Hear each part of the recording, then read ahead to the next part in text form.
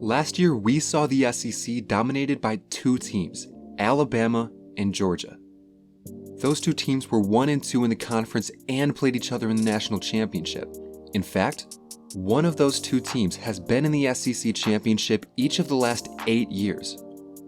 But what was it like when Bama and the Bulldogs weren't playing in Atlanta in December?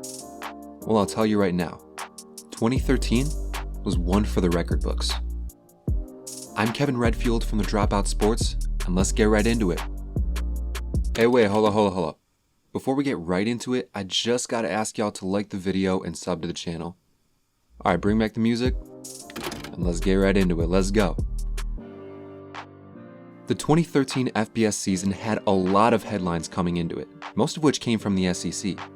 Two players in particular who had a lot of engagement coming into the season were Texas A&M quarterback Johnny Manziel and South Carolina defensive lineman Jadeveon Clowney. Johnny Football came from absolutely nowhere in 2012 and led the Aggies to an 11-2 record, and he was the first player to win the Heisman as a freshman. He made play after play, highlight after highlight, and they had a statement win over #1 overall Alabama. A&M did lose some players, but most of the core running game and his favorite wide receiver Mike Evans were coming back, so people were expecting big things from Manziel and the Aggies.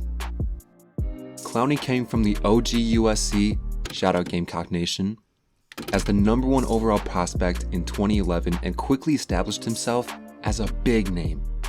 In his sophomore season, he recorded 13 sacks and was 6th in Heisman voting. And while Johnny Football had a lot of highlights, Clowney had the highlight. Wow, Michigan at the 41, what a hit! Ball's free, on the ground! South Carolina deserves to have it, and they do! Bama was coming off a national championship season, their third in 4 years, and they weren't looking to stop. Most of their offensive and defensive weapons came back for one more year and one more championship. Another team that was making headlines at the time, believe it or not, was Vanderbilt. A team who in 2012 did something that hadn't been done in Nashville in decades. Consistently winning. Head coach James Franklin had come onto the scene as a second-year head coach and made the Commodores a competitive team. Again, think about that. He made the Vanderbilt Commodores a competitive team. God, what a world. Last thing I'll say, 4 of the 5 teams that had losing seasons in 2012 opted to hire new coaches. 3 of those 5 teams still went on to have losing records in 2013, but for 2 of those teams, everything was about to change. At the beginning of the FBS season, the SEC was packed with competitiveness. In the SEC East, Georgia, South Carolina, and Florida were neck and neck and neck on who would take the division crown. On the other side, Alabama was the consensus #1 overall pick in the West, but Texas A&M and an LSU team with Zach Mettenberger, Jeremy Hill, Jarvis Landry, and OBJ weren't too far behind. By the time the middle of the FBS season rolled around, a couple things became apparent. Georgia and Florida weren't the same teams they were in 2012. Both started 4-1, but Florida lost every game afterwards, and Georgia, despite having a prime Aaron Murray and Todd Gurley, only managed to finish 8-5. Alabama was still Alabama, which was made apparent in a Week 3 rematch dub against #6 Texas A&M. South Carolina still had that edge to them, but it wasn't Jadeveon Clowney that was lifting them up, and we'll get to that later. And Vanderbilt actually kept the momentum from the previous season. Those teams all had ups and downs, but as I alluded to earlier, none of them made it to the conference championship, not even Bama. So who did?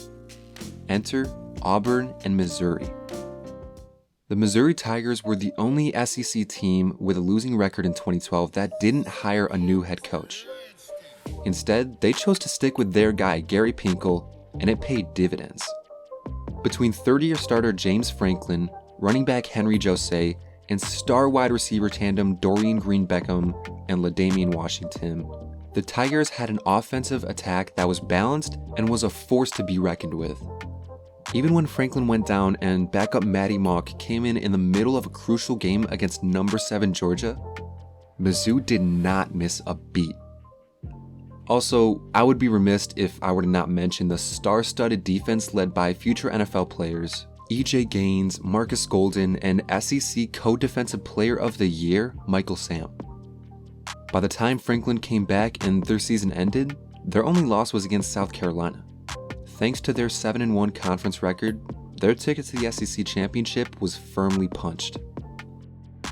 The Auburn Tigers were in a similar situation as they were coming off a 3-9 season. Just 3 years prior, they won the national championship behind head coach Gene Chizik and Heisman winner Cam Newton. But both of those guys were gone, and in getting a fresh start, the Tigers hired second-year head coach Gus Malzahn. Unlike the balanced attack at Arkansas State, Malzahn opted to transform the Auburn offense into a run-dominant team. And to everyone's surprise, War Eagle flew into the SEC and put everybody on notice. Behind first-time starting quarterback Nick Marshall and SEC Offensive Player of the Year Trey Mason, Auburn led the entire FBS in rushing yards per game with 328. Their style of play was unorthodox, that was for certain, and it led them to go from a bottom 15 offensive scoring team in 2012 to a top 15 scoring offense in 2013. An early loss to LSU looked to hamper the Tigers' momentum, but as the season went on, they kept winning, and their trajectory led them to arguably the biggest game of the decade. November 30th, 2013, Jordan-Hare Stadium, Auburn, Alabama. The undefeated Crimson Tide came in and challenged the number 4 ranked Auburn Tigers. This single game, would decide who is going to the SEC Championship, who might be going to the BCS National Championship, and of course, since it's the Iron Bowl, it's for in-state bragging rights. Auburn started things off with a 45-yard running touchdown by Nick Marshall 10 minutes into the game. Bama then took a 3-touchdown roll in the second quarter before Auburn slowly caught up. With about 2.5 minutes left, Auburn recovered a blocked field goal and managed to tie the game with only 32 seconds left. With literally less than a second to spare, Bama barely got past the 40-yard line, set up for a field goal, and well, I'll just let it play out for you. No, return by Chris Davis. Davis goes left. Davis gets a block. Davis has another block. Chris Davis. No flags. Touchdown, Auburn. Auburn got their spot in the SEC championship game with that win, and the stage was set. Missouri, in only their second season in the SEC, and Auburn, coming from a 3-9 season, two teams that were overlooked at the beginning of the season, now had the chance to put their name in the record books. The game went back and forth with two offensive powerhouses just trading blows. SEC defense barely existed on this Saturday, but the Tigers of Auburn showed out just a little more with a couple of runaway scores and a 3rd and 9 Dee Ford sack in the fourth quarter. Game, set, match. Auburn was going to the national championship. About a month later, Auburn ended up losing the national championship against Jameis Winston and the Florida State Seminoles, and Missouri won the Cotton Bowl against Oklahoma State. As for the headliners I mentioned before, after the Iron Bowl loss, Alabama lost again in the Sugar Bowl to Oklahoma. It took them 2 more years until they got back to the national championship, but you could argue that kick six set Alabama back 2 more years. James Franklin led Vanderbilt to another 9-4 season and took his talents to Penn State. Ever since that year, Vanderbilt hasn't had a winning record. Also, yes, I will say that it's pretty cool that A, 2 guys named James Franklin were big names in the SEC as a player and as a head coach at the same time. And B, this may be the only time in FBS history that 2 teams with the same nickname met in their conference championship game. I'm talking about the Missouri Tigers and the Auburn Tigers.